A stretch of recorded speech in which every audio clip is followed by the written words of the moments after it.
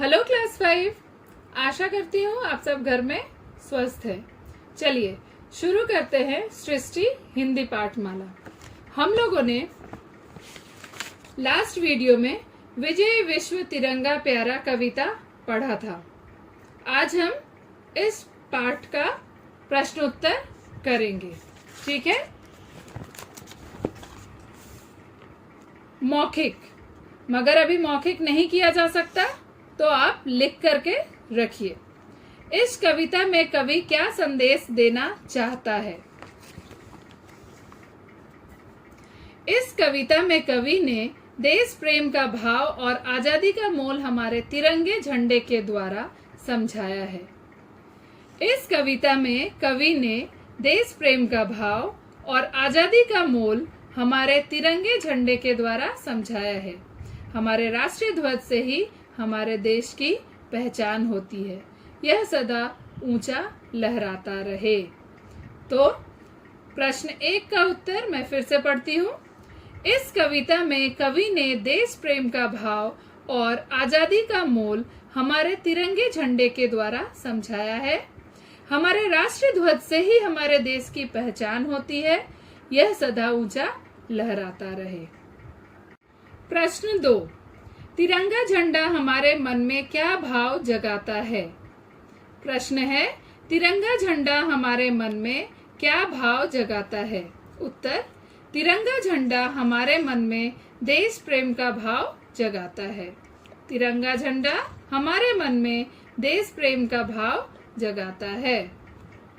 प्रश्न 3, तिरंगा झंडा कितने रंगों से बना है? तिरंगा झंडा कितने रंगों से बना है? उत्तर, तिरंगा झंडा 3 रंगों से बना है। तिरंगा झंडा 3 रंगों से बना है। तिरंगा 3 रंग का, ठीक है। चौथा, 4 नंबर प्रश्न, अशोक चक्र किसका प्रतीक है? अशोक चक्र किसका प्रतीक है? उत्तर, अशोक चक्र प्रगति का प्रतीक है। अशोक चक्र प्रगति का प्रतीक है। अशोक चक्र कहाँ देखा जा सकता है?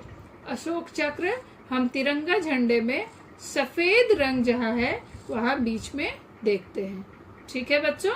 चलिए आगे करते हैं। लिखित। प्रश्न 1, इस कविता में मातृभूमि का तन मन सारा किसे कहा गया है? आप उत्तर देखिए।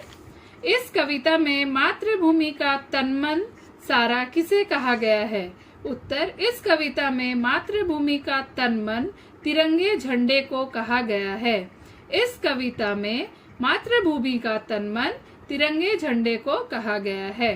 प्रश्न 2, इस कविता में वीरों को किस पर बलि बलि जाओ होने के लिए कहा गया है?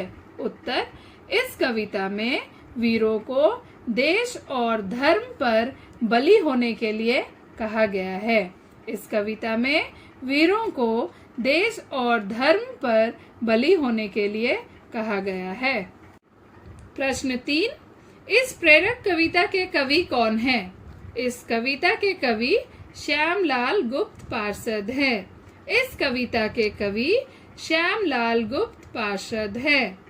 प्रश्न 4, तिरंगे के नीचे खड़े होकर हम क्या प्रण लेते हैं?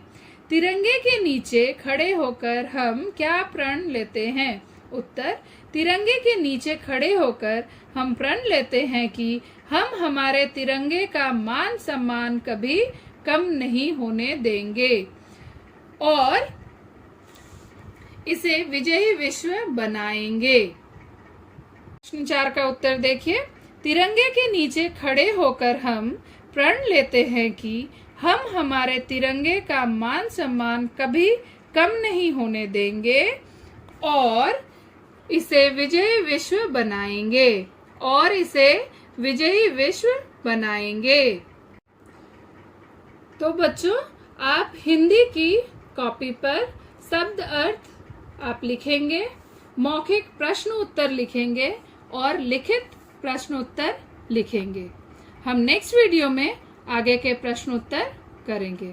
तब तक के लिए स्वस्थ रहिए, पढ़ाई कीजिए। धन्यवाद।